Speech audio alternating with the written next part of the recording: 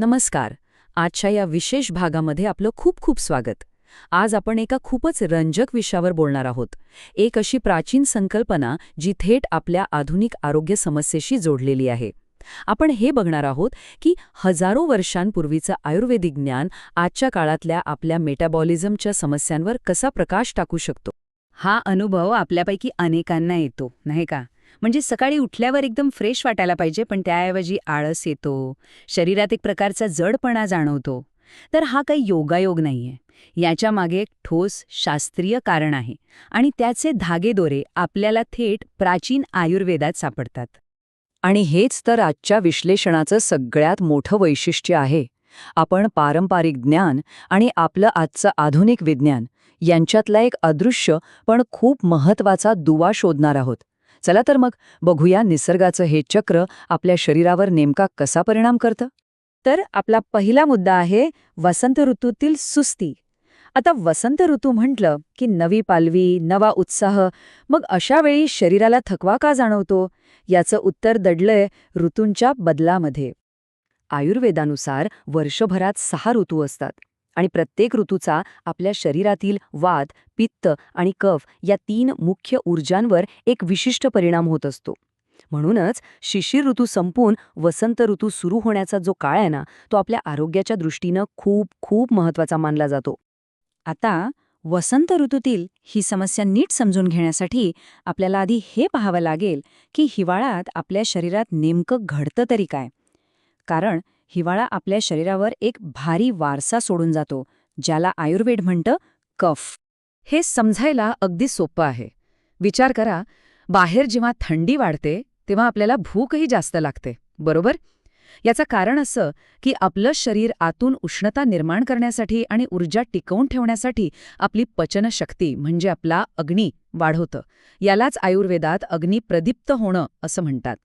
याच काळात आपलं शरीर जड, तेलकट आणि गोड पदार्थ अगदी सहज पचवू शकतं.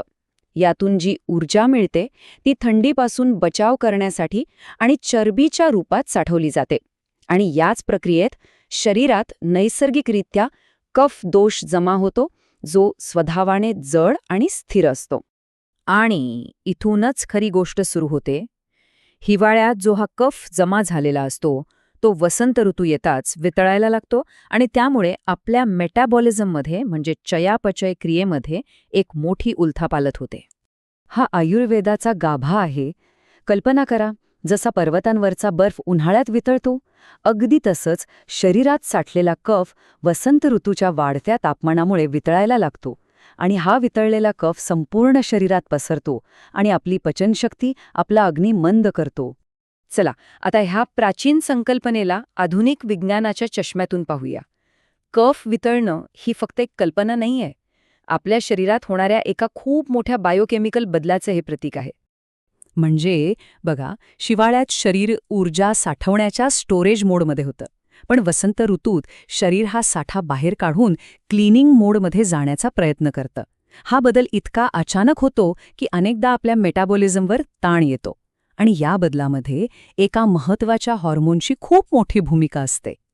आणि तो हार्मोन म्हणजे इन्सुलिन. जेव्हा आपण जास्त साखर किंवा कार्बोहायड्रेट्स खातो तेव्हा इन्सुलिन रक्तातील साखर नियंत्रित करण्यासाठी तिला लिव्हरमध्ये चरबी म्हणून साठवून ठेवतं. हिवाळ्यात आपण जे जड आणि गोड पदार्थ खातो त्यामुळे ही प्रक्रिया अधिक वेगाने होत असते. आता आपण वळूया या विश्लेषणातल्या सर्वात महत्त्वाच्या वैज्ञानिक भागाकडे. हिवाळ्यातल्या आपल्या खाण्यापिण्याच्या सवयींचा थेट संबंध आपल्या कोलेस्ट्रॉलच्या पातळीशी कसा आहे ते आता आपण पाहणार आहोत. ही प्रक्रिया समजायला खरं तर अगदी सोपी आहे.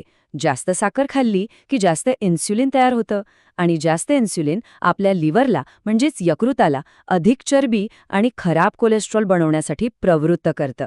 त्यामुळे हिवाळ्यात जमा झालेला कफ म्हणजे काय, तर आधुनिक भाषेत शरीरात वाढलेल्या याच ट्रायग्लिसराइड्स आणि कोलेस्ट्रॉलचं ते प्रतीक आहे. अनेक वैज्ञानिक अभ्यास हेच दाखवतात की साखरेचं सेवन जसजसं वाढतं तसतसं आपलं संरक्षक म्हणजे चांगलं असलेलं HDL कोलेस्ट्रॉल कमी होतं. हा एक व्यस्त संबंध आहे जो भविष्यात हृदयरोगाचा धोका वाढवू शकतो. आणि हेच तर सगळ्यात आश्चर्यकारक आहे.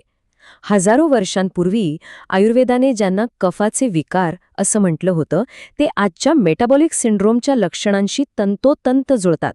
म्हणजे बघा, उच्च कोलेस्ट्रॉल, लठ्ठपणा आणि मधुमेह सगळं जुळून येते. मग या सगळ्यावर उपाय काय? तर आयुर्वेदाने या ऋतूबदलाच्या काळात शरीराला सांभाळण्यासाठी एक खूप अचूक पद्धत सांगितलेली आहे, ज्याला आपण सोप्या भाषेत 14 दिवसांची शुद्धीकरण प्रक्रिया किंवा स्प्रिंग क्लेन्स म्हणू शकतो. हा 14 दिवसांचा आकडा खूप महत्वाचा आहे. या कालावधीला आयुर्वेद ऋतुसंधी असं म्हणतो. हा 2 ऋतूंच्या मधला एक महत्वाचा पोल आहे, जो आपल्या शरीराला नव्या ऋतूसाठी हळूवारपणे टप्प्याटप्प्याने तयार करतो. या ऋतुसंधीचा मुख्य उद्देश काय, तर शरीराला अचानक धक्का बसण्यापासून वाचवणं. कारण एकदम जर आहार आणि जीवनशैली बदलली तर शरीर गोंधळून जातं आणि आजारपण येऊ शकतं. म्हणून हा बदल हळूहळू या 14 दिवसांच्या काळात करायचा असतो. तर मग ह्या काळात काय खावं आणि काय टाळावं? तर कडू, तिखट आणि तुरट चवीचे पदार्थ शरीरात जमा झालेला कफ कमी करायला मदत करतात. जुनं धान्य जसं की जव पचायला हलकं असतं. याच्या अगदी उलट जड, गोड आणि दुग्धजन्य पदार्थ कफ वाढवतात, म्हणून ते टाळण्याचा सल्ला दिला जातो. पण लक्षात घ्या, फक्त आहार बदलून चालणार नाही, जीवनशैलीत बदल करणंही तितकंच महत्वाचं आहे.